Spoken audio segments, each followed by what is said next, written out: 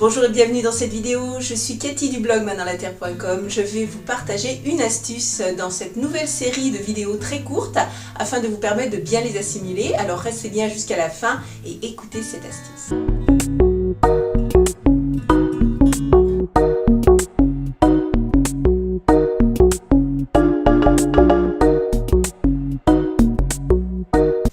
Mais juste avant de vous dévoiler mon astuce, je vous propose de vous abonner à mon blog. Alors c'est très facile, non seulement vous allez être abonné, vous allez recevoir toutes les informations du blog, mais en plus vous allez recevoir 2 cadeaux. Oui, 2 cadeaux, c'est comme ça, sous Main dans la Terre, je vous offre 2 cadeaux. Alors le premier, c'est un e-book, comment réussir ma première sculpture facilement.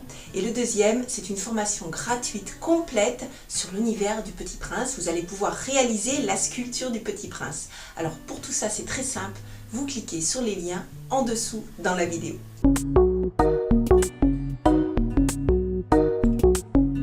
En général, vous allez passer plusieurs séances sur votre sculpture.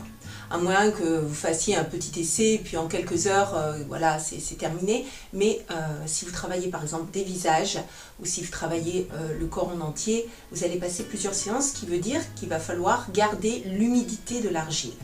Alors mon conseil, et franchement le plus simple que moi j'utilise, ce sont les sacs plastiques, les sacs poubelles.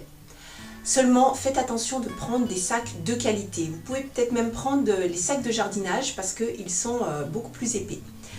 Parce que l'air, même si le plastique on a l'impression qu'il est bien fermé, l'air quand même passe. Et vous pourrez vous en rendre compte que votre sculpture a commencé peut-être à sécher, même si elle est enfermée. Donc vous pouvez même doubler le sac plastique et ça ne vous empêchera pas, si par exemple vous avez une semaine, voire 15 jours de séparation entre 2 séances, eh bien de l'ouvrir, de passer un petit coup de vaporisateur, enfin de surveiller l'état de votre argile. Donc ça c'est vraiment quelque chose d'important. Autre chose, il y a une façon de travailler l'argile en fonction des états de séchage justement de votre sculpture. Par exemple, si vous allez cuire votre sculpture, vous allez la vider, eh bien il faut qu'elle soit rassie en surface. Alors rassie, c'est vraiment un terme qu'on emploie quand on travaille l'argile, c'est-à-dire qu'un peu comme le pain, votre sculpture doit être durcie parce que vous allez la vider, donc évidemment il faut que la forme extérieure tienne, hein, vous comprenez ce que je veux dire.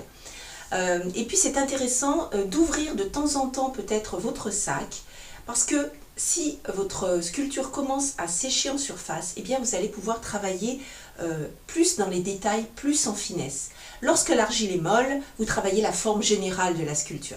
Mais quand elle commence à sécher, vous pouvez faire des petits détails. À nouveau, si vous travaillez par exemple des visages, vous allez vous rendre compte qu'avec des petits outils, vous allez pouvoir gratouiller, enlever par-ci par-là, avec une argile qui est un petit peu plus dure, plus sèche. Voilà, donc c'était vraiment mon conseil. Prenez des sacs plastiques de qualité, jouez avec l'humidité de la terre pour travailler différemment.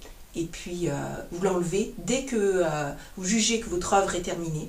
Alors pour ne rien louper de ces astuces, et j'ai l'intention de vous en donner beaucoup, n'hésitez pas à vous abonner à la chaîne, de mettre un petit pouce si vous avez aimé, et puis nous on se retrouve très bientôt.